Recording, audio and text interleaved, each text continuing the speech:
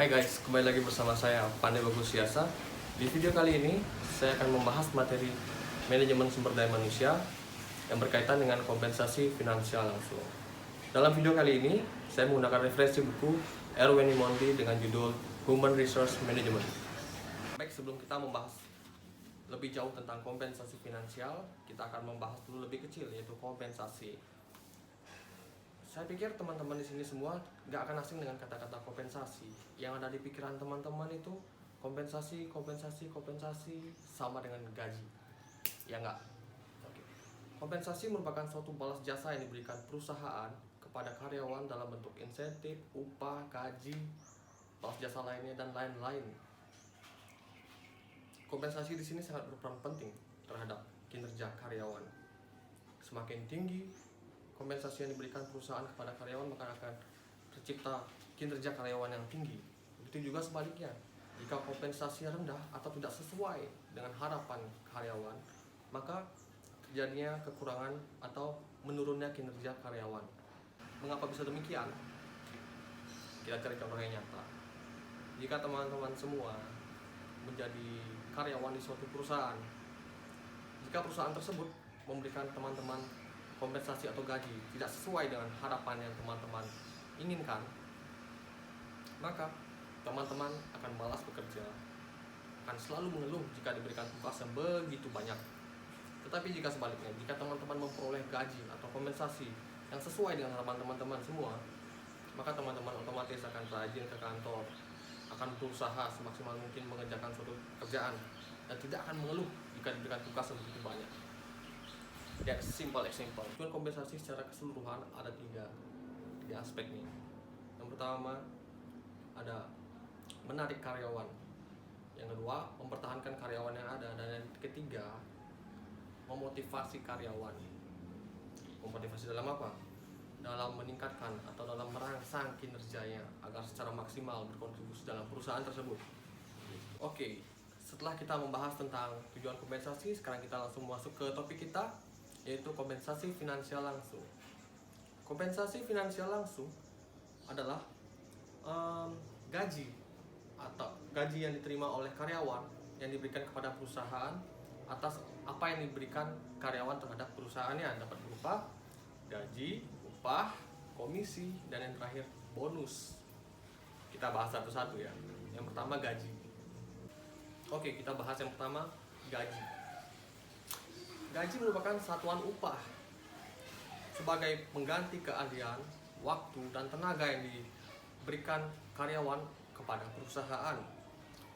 Besar kecilnya gaji itu dapat dihitung dari seberapa besar kontribusi karyawan tersebut terhadap perusahaan dan seberapa sulit pekerjaan yang dikerjakan oleh karyawan, serta seberapa banyak waktu yang dihabiskan karyawan dalam bekerja, dalam menyelesaikan tugasnya di suatu perusahaan. Atau dalam KBBI, Kamus Besar Bahasa Indonesia, gaji adalah suatu upah yang harus dibayar dalam waktu yang tetap atau balas jasa yang diterima pekerja dalam bentuk uang berdasarkan waktu tertentu. Kedua, ada upah. Upah merupakan hak pekerjaan yang diterima dan dinyatakan dalam bentuk uang imbalan.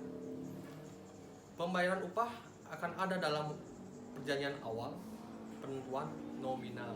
Biasalah. Jadi karyawan-karyawan yang sebelum dia melakukan pekerjaan atau dia baru diterima, dia akan ada perjanjian di mana persetujuan gaji tersebut berupa nominal yang disepakati antara belah pihak. Dan yang ketiga, komisi.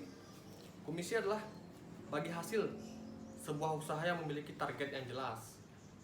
Contoh nyata, seumpama nih, saya menerima teman-teman sebagai karyawan atau sebagai maklar lah. Jadi komisi ini biasanya berkaitan dengan permaklaran atau percaloan. Misal, saya menargetkan kepada teman-teman atau teman-teman sebagai calo, saya memberikan target. Saya menjual sebuah mobil dan menargetkan mobil tersebut laku seharga 110 juta. Dari 110 juta tersebut, saya menjanjikan kepada teman-teman 10%-nya atau 11 juta dalam hitungan nominal. Jika mobil tersebut laku seharga 120 juta, maka teman-teman berhak mendapatkan 10% dari penjualan tersebut. Itulah yang disebut dengan komisi. Yang terakhir adalah bonus. Bonus tersebut tidak terkait dengan kinerja, tidak terkait dengan target. Bonus tersebut merupakan suatu balas jasa owner perusahaan atas apa yang diberikan timnya terhadap perusahaan tersebut. Itu merupakan suatu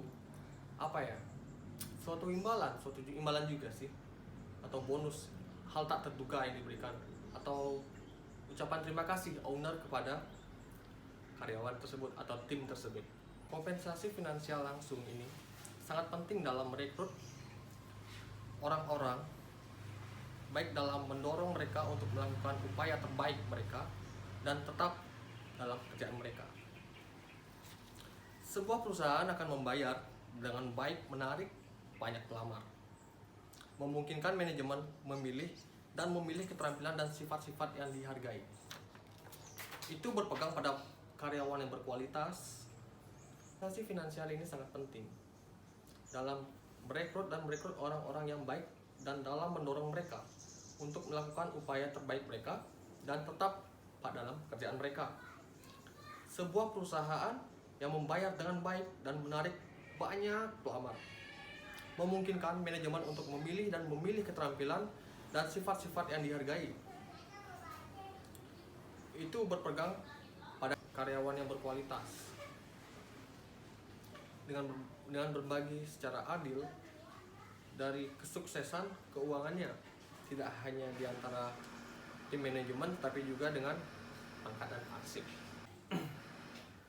Oke, kita masuk ke komponen-komponen kompensasi finansial langsung.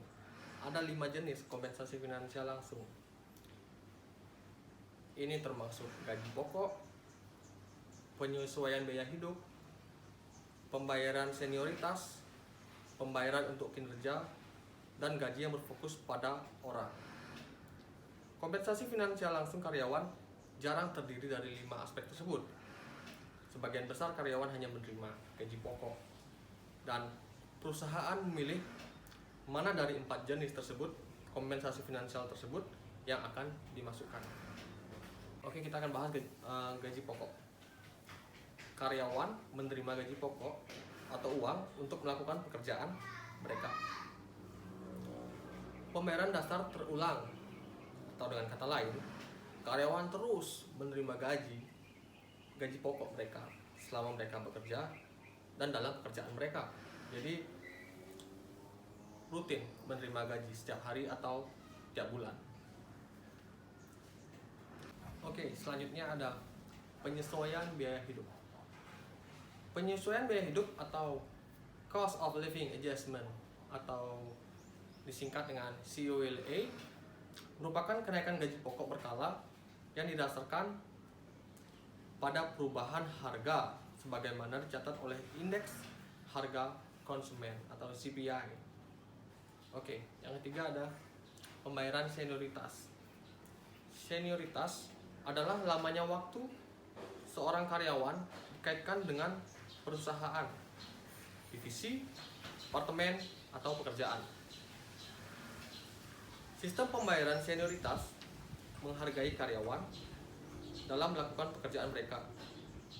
Secara historis, program pembayaran senioritas adalah metode umum untuk menghargai kinerja karyawan, namun sebagian besar perusahaan mengesampingkan penggunaan rencana senioritas demi metode pembayaran untuk kinerja yang secara eksplisit mengukur kinerja seperti metode pembayaran prestasi dan metode pembayaran insentif.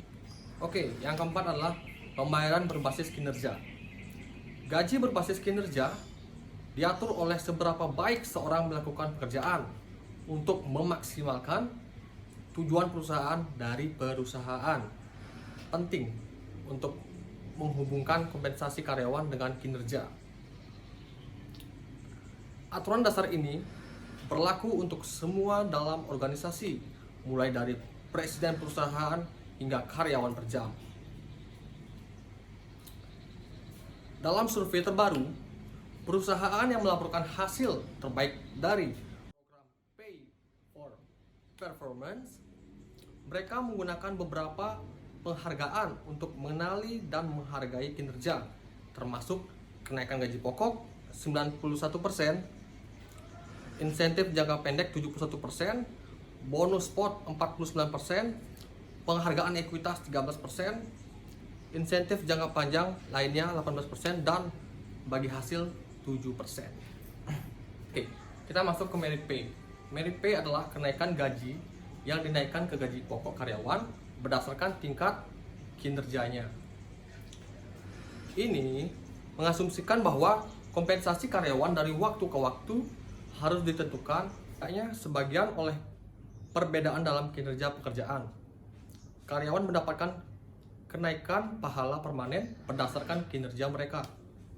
Studi masa lalu oleh para profesional kompensasi telah menemukan bahwa upah pantas sedikit berhasil mempengaruhi kepuasan dan kinerja karyawan. Dari sudut pandang pemberi kerja, kerugian yang berbeda dari kenaikan upah. Prestasi yang biasa adalah bahwa hal ini meningkatkan gaji pokok karyawan. Oke, selanjutnya saya akan membahas tentang merit bonus. Perusahaan semakin menempatkan persentase lebih tinggi dari penganggaran kompensasi mereka dalam bonus prestasi yang merupakan penghargaan keuangan tahunan satu kali berdasarkan produktivitas yang tidak ditambahkan ke gaji pokok. Pendekatan ini lebih baik memungkinkan perusahaan untuk mengendalikan biaya kompensasi langsung dengan tidak menambahkan kenaikan gaji ke pembayaran pokok secara permanen. Selanjutnya ada pembayaran insentif. Insentif membayar karyawan untuk sebagian atau sepenuhnya mencapai tujuan kerja yang telah ditentukan. Insentif atau upah variabel didefinisikan sebagai kompensasi selain upah atau gaji pokok untuk berfluktuasi sesuai dengan pencapaian beberapa standar karyawan seperti formula yang sudah ditentukan sebelumnya, tujuan individu atau kelompok, atau pendapatan perusahaan. Sama seperti pendekatan senioritas kalau saya bilang ya. Dan pembayaran jasa, pembayaran insentif menambah gaji pokok karyawan. Tetapi pembayaran insentif muncul sebagai pembayaran satu kali. Ada banyak jenis opsi rencana pembayaran insentif. Perusahaan menggunakan upah insentif untuk menghargai karyawan perorangan, kelompok karyawan, atau seluruh perusahaan berdasarkan kinerja mereka. Manajemen biasanya bergantung pada tujuan bisnis untuk menentukan tingkat upah insentif. Kita akan bahas beberapa ya. Rencana insentif individu. Di bagian ini saya akan meninjau 4 rencana pembayaran insentif individu yang umum digunakan oleh perusahaan. Yang pertama ada piecework. Piecework adalah rencana pembayaran insentif di mana karyawan dibayar untuk setiap unit yang mereka hasilkan. Yang kedua ada rencana insentif manajemen memberikan bonus kepada manajer ketika mereka memenuhi atau melampaui tujuan berdasarkan penjualan, laba, produksi, dan tindakan lain untuk divisi, departemen, atau unit mereka. Rencana insentif manajemen berbeda dari piecework plan. Dalam rencana piecework berdasarkan penghargaan pada pencapaian satu tujuan tertentu, dan rencana insentif manajemen seringkali memerlukan beberapa tujuan kompleks. Selanjutnya ada rencana dorongan perilaku.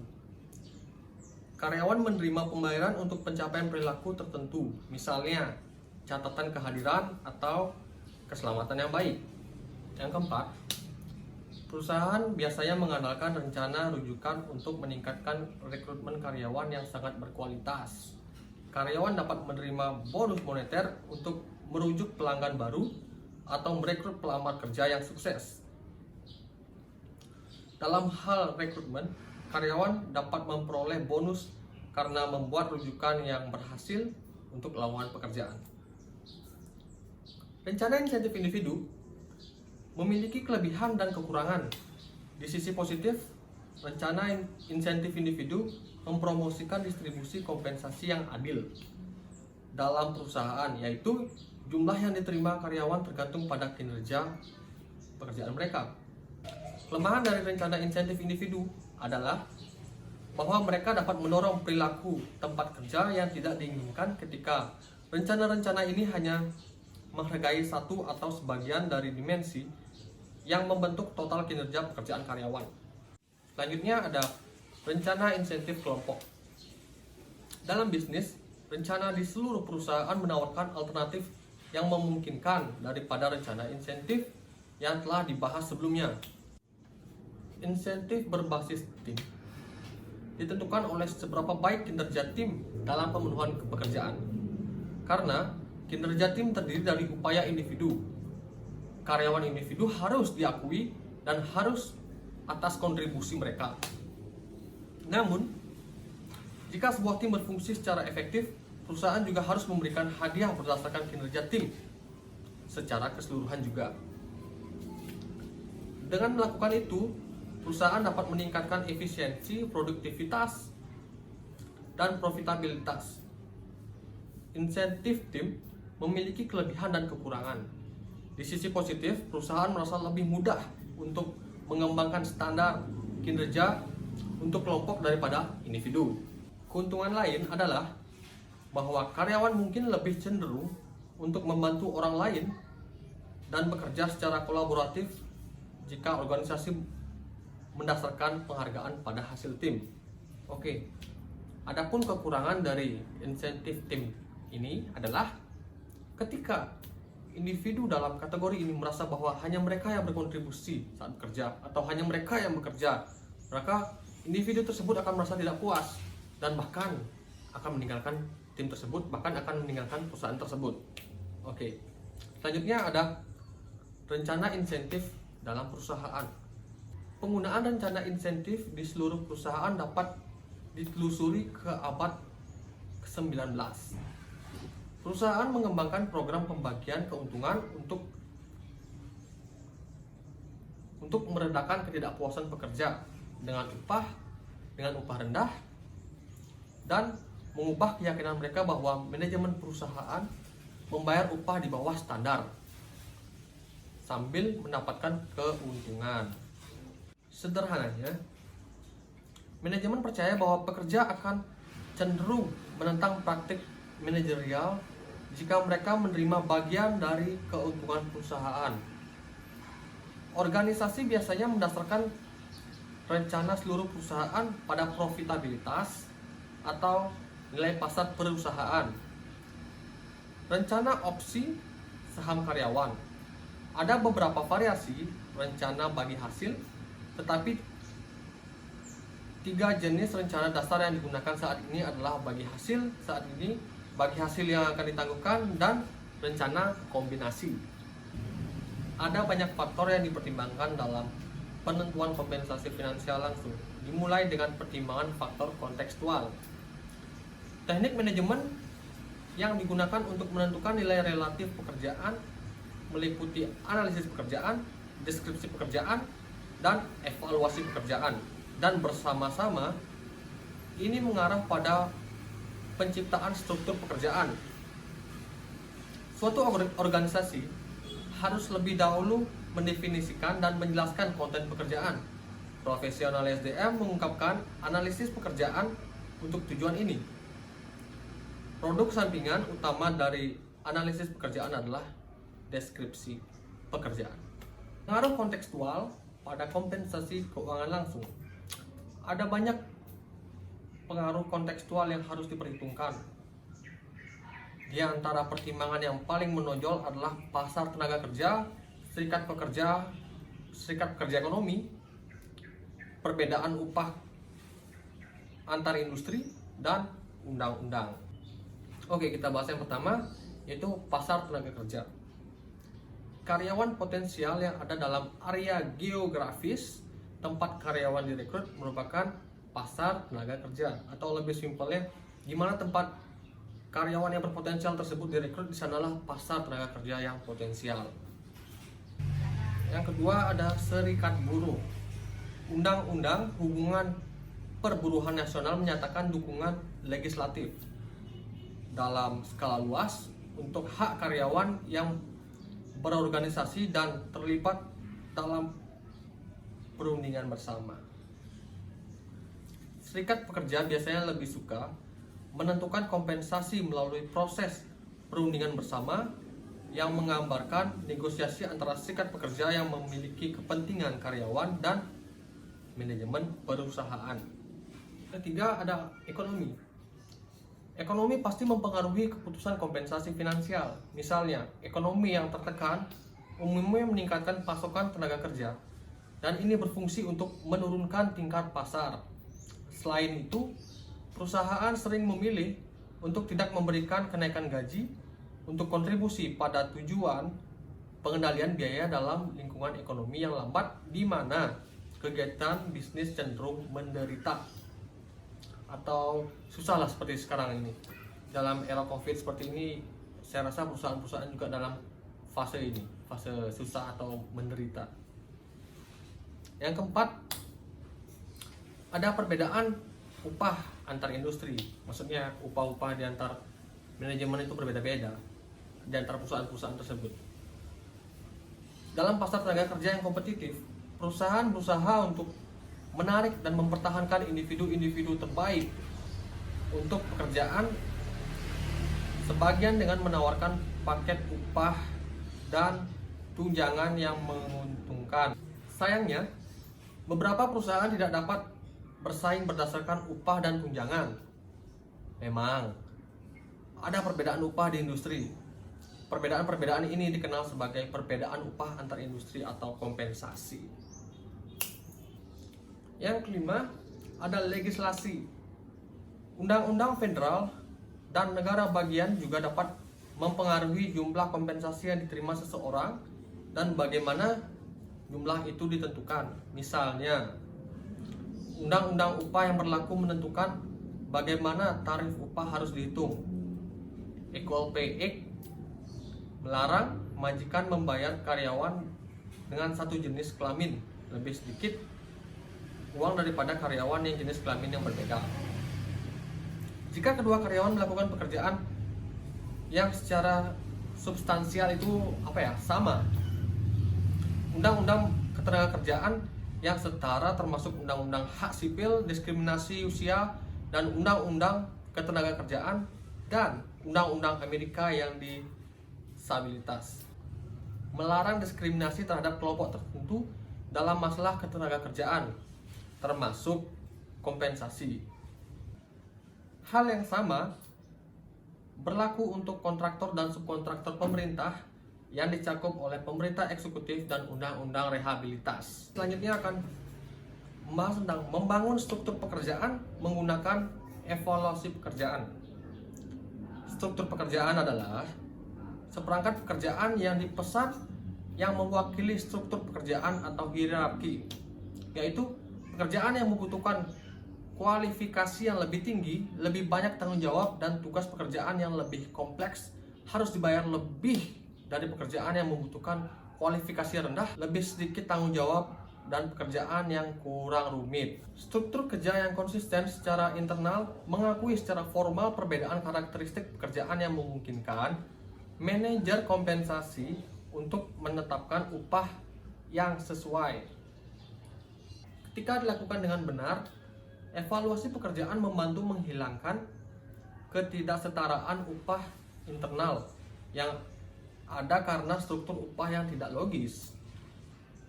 Di sini ada 4 metode evaluasi pekerjaan tradisional, adalah peringkat, klarifikasi, perbandingan faktor, dan poin. Ada versi yang tak terhitung dari metode ini, dan perusahaan dapat memilih satu dan memodifikasinya agar sesuai dengan tujuan khususnya. Metode meningkatkan dan klasifikasi bersifat non-kuantitatif, sedangkan perbandingan faktor-faktor dan metode poin adalah pendekatan kuantitatif. Sini kita bahas keempat tersebut ya. Yang pertama ada metode pemeringkatan. Metode pemeringkatan adalah yang paling sederhana dari 4 metode evaluasi pekerjaan. Dalam metode peringkat evaluasi pekerjaan, penilaian pemeriksa deskripsi dari setiap pekerjaan yang dievaluasi dan mengatur pekerjaan sesuai dengan nilai bagi perusahaan. Yang kedua, ada metode klasifikasi.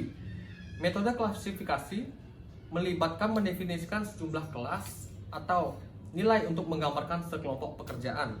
Dalam mengevaluasi pekerjaan dengan metode ini, penilaian membandingkan deskripsi pekerjaan dengan deskripsi kelas.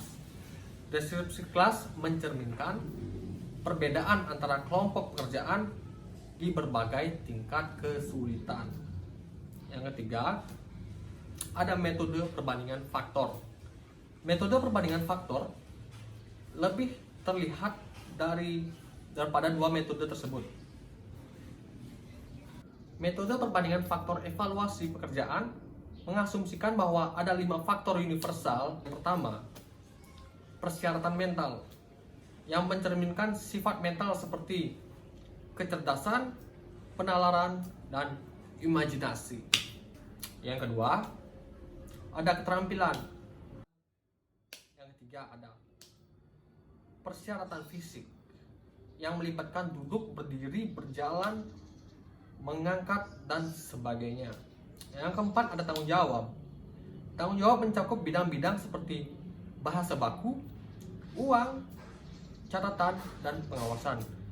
Dan yang terakhir, yang kelima, ada kondisi kerja yang mencerminkan pengaruh lingkungan dari kebisingan, dari iluminasi, ventilasi, bahaya, dan jam. Dalam metode ini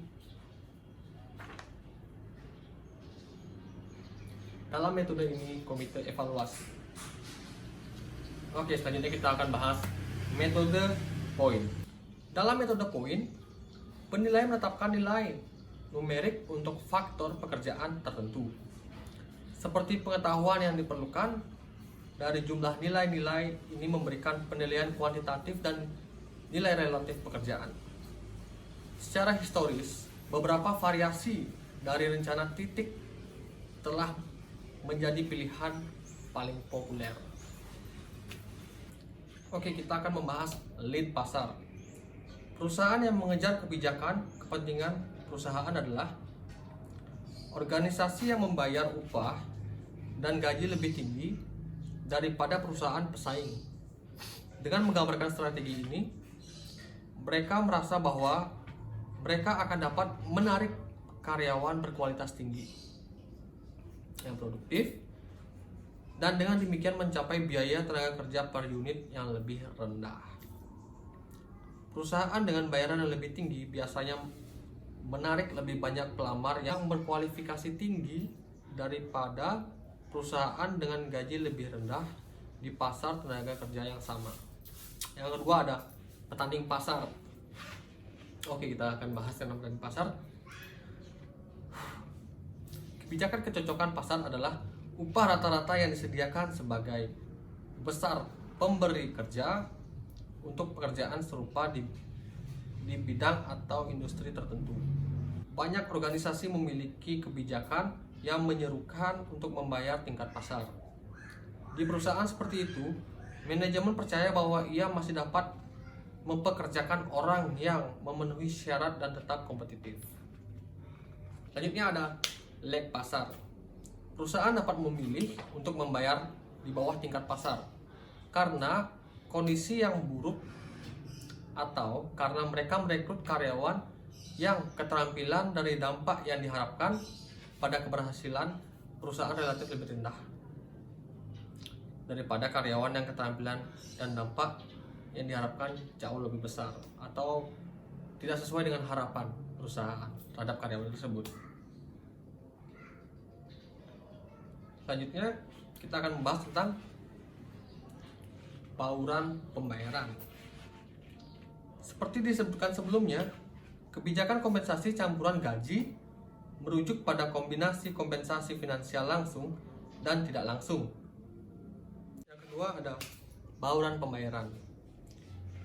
Seperti disebutkan sebelumnya, kebijakan kompensasi campuran gaji pokok atau gaji merujuk pada kombinasi kompensasi finansial langsung dan kompensasi finansial tidak langsung, dan komponen kompensasi karyawan yang merupakan paket kompensasi karyawan.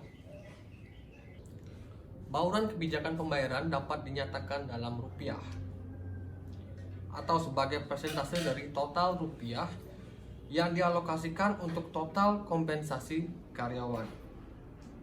Oke, selanjutnya ada penilaian terhadap kemampuan membayar. Penilaian organisasi tentang kemampuan membayar juga merupakan faktor yang paling penting dalam menentukan tingkat upah.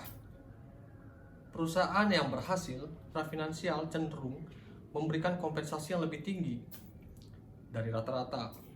Namun, kekuatan kompensasi organisasi hanya menetapkan batas atas dari apa yang dibayangkan. Untuk sampai pada tingkat pembayaran tertentu, manajemen harus mempertimbangkan faktor-faktor lain. Mau tahu? Oke, selanjutnya ada struktur pembayaran yang kompetitif di pasar, yaitu penetapan harga pekerjaan menggunakan survei kompensasi. Struktur upah mewakili perbedaan tingkat upah untuk pekerjaan dan nilainya. Tidak setara dari kerangka kerja yang mengakui perbedaan dalam kontribusi karyawan. Struktur ini dihasilkan dari analisis berbagai pekerjaan survei kompensasi. Survei kompensasi melibatkan pengumpulan dan analisis selanjutnya dari data kompensasi pesaing. Survei kompensasi secara tradisional berfokus pada praktik upah dan gaji pesaing. Tunjangan karyawan baru-baru ini juga menjadi target survei karena tunjangan merupakan elemen kunci dari sistem pembayaran yang kompetitif di pasar. Survei kompensasi penting karena menginginkan profesional kompensasi memperoleh pandangan realistis praktek pembayaran persaing. Perusahaan mengenali perbedaan-perbedaan ini dengan membayar individu sesuai dengan kredensial, pengetahuan, atau kinerja mereka. Jadi perusahaan tersebut membayar sesuai dengan kemampuan karyawan tersebut. Secara simpel. Ketika selesai, struktur pembayaran harus menentukan batas-batas untuk mengakui kontribusi karyawan. Struktur yang dirancang dengan baik harus mempromosikan retensi karyawan yang dihargai. Nilai pembayaran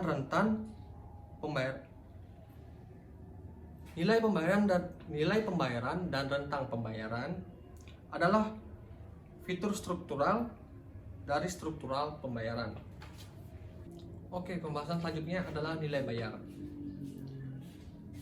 Nilai bayar adalah pengelompokan pekerjaan serupa untuk menyederhanakan pekerjaan penetapan harga. Misalnya, jauh lebih nyaman bagi organisasi untuk memberi harga 15 nilai gaji daripada 200 pekerjaan terpisah. Kesederhanaan pendekatan ini mirip dengan praktik perguruan tinggi atau universitas dalam pengelompokan nilai 90-100 menjadi kategori nilai A, nilai 80-89 menjadi kategori B, dan seterusnya. Yang kedua ada kisaran pembayaran. Setelah nilai pembayaran ditentukan, keputusan selanjutnya adalah apakah semua individu melakukan pekerjaan yang sama akan menerima upah yang sama, atau apakah kisaran gaji harus digunakan. Rentang pembayaran mencakup tingkat pembayaran minimum dan maksimum dengan varians yang cukup antara keduanya untuk memungkinkan perbedaan pembayaran yang signifikan. Kisaran gaji umumnya lebih diskusi daripada tarif gaji, karena memungkinkan perusahaan untuk memberikan kompensasi kepada karyawan dengan kinerja dan lama layanan.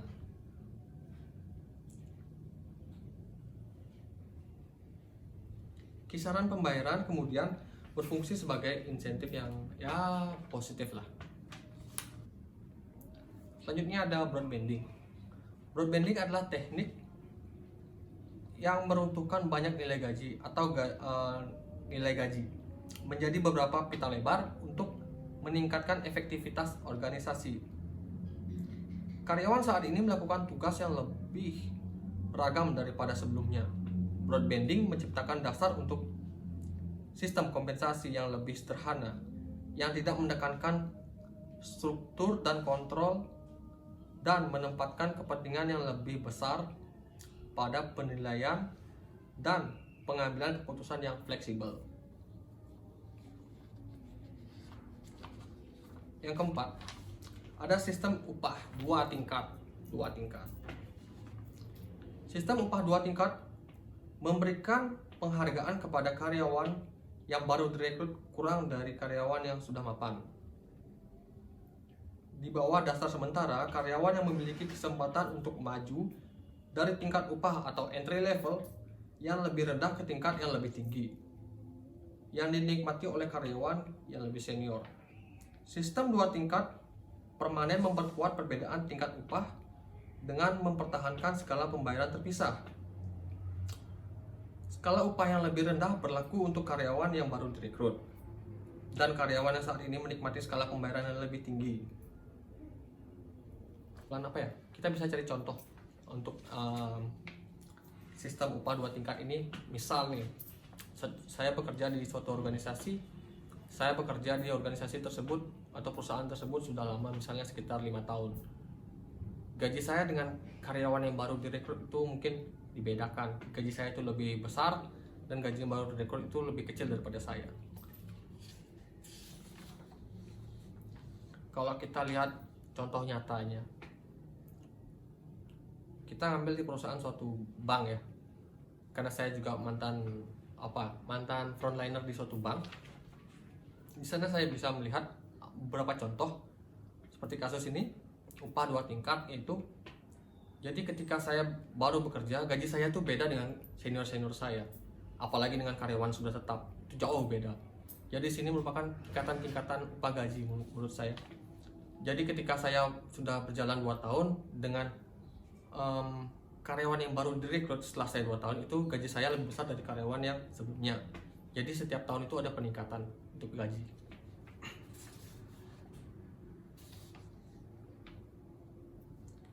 Oke, selanjutnya ada menyesuaikan tarif pembayaran. Ketika rentang gaji telah ditentukan dan pekerjaan yang ditetapkan untuk membayar nilai, mungkin menjadi jelas bahwa beberapa pekerjaan dibayar lebih tinggi dan yang lainnya dibayar rendah. Pekerjaan bergaji rendah biasanya dibawa ke minimum kisaran gaji sesegera mungkin. Praktik manajemen baik adalah memperbaiki ketidaksetaraan ini secepat mungkin dengan menempatkan pekerjaan di peringkat gaji yang tepat dan meningkatkan upah mereka yang bekerja di pekerjaan itu. Oke, selanjutnya ada menyesuaikan tarif pembayaran. Ketika rentang gaji telah ditentukan dan pekerjaan yang ditetapkan untuk membayar nilai, mungkin menjadi jelas bahwa beberapa pekerjaan dibayar lebih tinggi dan yang lainnya dibayar lebih rendah. Pekerjaan bergaji rendah biasanya dibawa ke minimum kisaran gaji sesegera mungkin, secepatnya. Praktik manajemen yang baik adalah memperbaiki ketidaksetaraan ini secepat mungkin dengan menempatkan pekerjaan dan peringkat gaji yang tepat dan meningkatkan upah mereka yang berada di pekerjaan tersebut. Maksudnya sesegera mungkin untuk disetarakan lah sesuai dengan jabatan-jabatan atau sesuai dengan kesulitan-kesulitannya sesegera mungkin. Oke, bahasan kita yang terakhir ada kompresi gaji. Kompresi gaji terjadi ketika karyawan yang kurang berpengalaman dibayar sebanyak atau lebih dari karyawan yang telah lama bekerja di suatu perusahaan tersebut.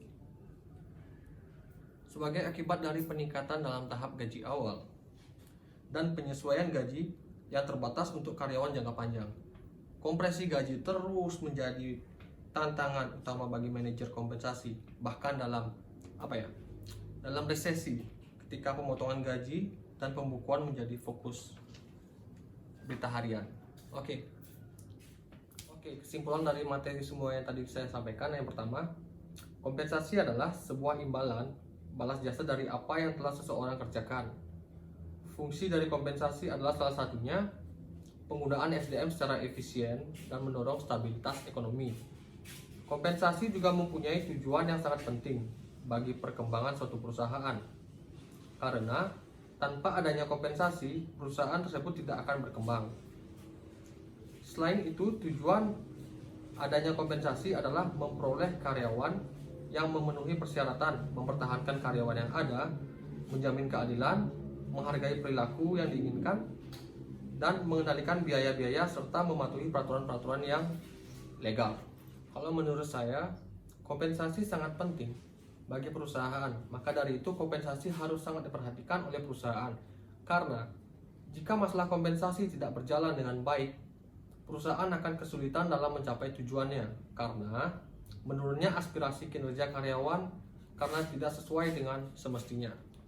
Oke, itu tadi beberapa materi yang saya bahas, yaitu tentang kompensasi finansial langsung dan kompensasi.